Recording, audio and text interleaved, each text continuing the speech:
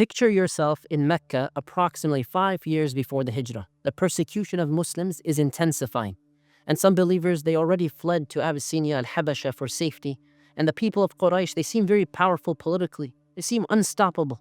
And yet in this moment of apparent weakness, Allah subhanahu wa ta'ala reveals something extraordinary.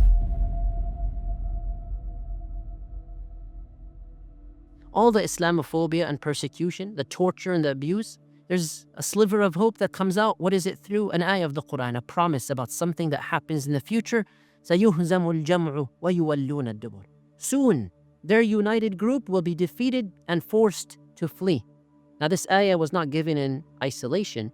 There's a series of warnings in Surah Al-Qamar, all for this empire, these politicians of Quraysh. And basically Allah subhanahu wa ta'ala is saying, remember the people of Fir'aun, remember the people that came before you, remember their ending as well. The Meccans knew about them, so these are not empty threats. These are promises that have been already fulfilled in the past, so it's a warning to the people of Quraysh. So Allah subhanahu wa ta'ala's message is very clear.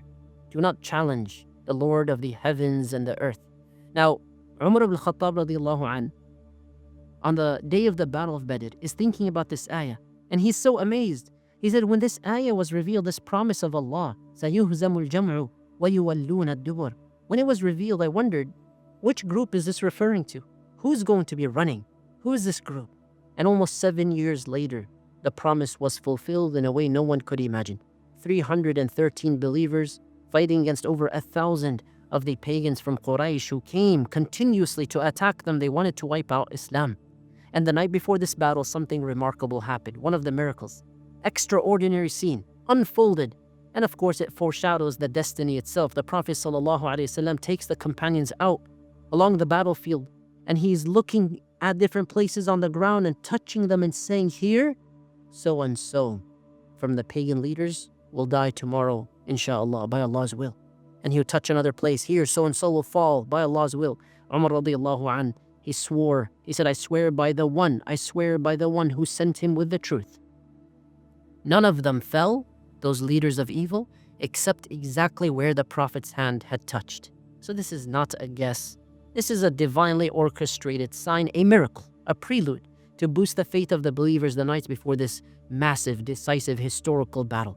So as the dawn comes in, imagine the Battle of Badr.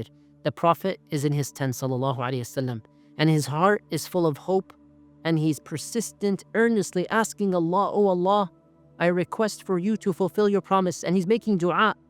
And he's making so much passionate dua. Eventually, Abu Bakr gently reassures him, saying, that's enough, O Messenger of Allah. Meaning, you've asked enough. It's time to go out. Emerging in his shining armor, the Prophet ﷺ once again declared with confidence, سَيُهْزَمُ الْجَمْعُ وَيُوَلُّونَ الدُّبُرَ. The promise of Allah. The group, that united group, they will be defeated. And they will be fleeing. They will be turned and running for their lives.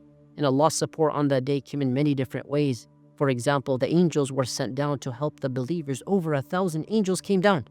And it seemed like the sky itself was helping the believers, the soldiers of Allah of the unseen world. And of course, the hearts are emboldened, and there's a distinction drawn on this day. Decisive battle. For the first time ever, the Muslims were allowed to defend themselves, were allowed to have a battle. They couldn't for 10 years of persecution, oppression, at least 10 years. They couldn't. So the victory at Badr became immortalized as what? Yawm al-Furqan, the day of the criterion. And so it's the day in which there's a turning point for Islam, the fulfillment of a prophecy and a promise, but it happened when Muslims faced their weakest hour. They were oppressed, persecuted as a small group, and this validated the revelation. The Muslims rejoiced, and this is the fulfillment of a 7-year promise. Promise as prophecy and prophecy as promise. The truth of the prophetic message and the unwavering support of Allah subhanahu wa ta'ala for his believers. Brothers and sisters, let's make sure that we understand that although this was revealed to the Muslims of the past, the event itself is preserved so we can benefit in the present. And the prophecy is detailed. The enemies fled. So have confidence. This showcases divine assurance. There's preservation for us in the Quran, so we're able to access this promise as it's safeguarded for all times and generations. The promise of victory at Badr is historical, but there's a timeless lesson for all of us today. Divine promises transcend the reality of the immediate moment of your struggle. and it comes through your unwavering faith and patience on Allah. And Allah's words are a constant source of comfort and truth, even when the odds seem impossible. So persecution and hardship, they may precede a moment of divine victory, nasr, and ultimately the truth will prevail over falsehood. So let's reflect on the layers of this promise. First of all, think of the timing. It was revealed when Muslims were at the most vulnerable. And of course, so these words are so heavy. And you need this good news to comfort people when they're going through pain. It won't always be this way. But also, think of how specific it is. The prophecy detailed what's going to happen. The enemies will flee. And this is a sign of Allah's knowledge. But also it gives certainty. It's very bold, it's very clear. And it's also preserved in the Quran so people can access the promise for all time. The lesson for today, the promise of victory at Badr, is not just a historical account. It's a timeless lesson for all human beings. And what does it teach us? Divine promises transcend the reality of our struggles in the immediate moment. Victory comes through unwavering faith and patience. And Allah's words are a constant source of truth, even when the odds seem impossible. So, persecution, hardship, they might actually precede a moment of divine victory, nasr. And ultimately, the truth will prevail over falsehood. This is a prophecy made in Mecca, darkest hour, Muslims going through persecution, Islamophobia, and it's one that inspires and lights up the world today. So when you read these ayat, remember the events of Badr. We're not just looking at a historical battle. This is a testament to divine knowledge, a proof of prophethood, a proof of the Quran's divine origins. And the promise is alive in every word, and Allah's plan is always working. And so, think of your struggles. Think of this question, and I'd love to hear from you in the comments below.